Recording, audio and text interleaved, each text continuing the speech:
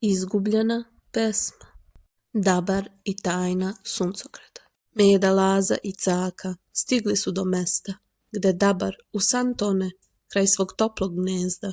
Dabar miran hrče, glasno i jako.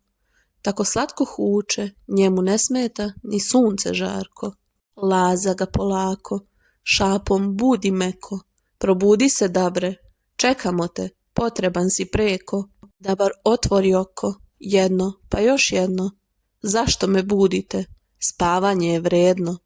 Ti si suncokret star, što spava kad je dan. Vrati nam deo pesme, to je naš san. Dabar se nasmeja, pa repom udari u panj. Iskoči nota malena, začu se bubanj.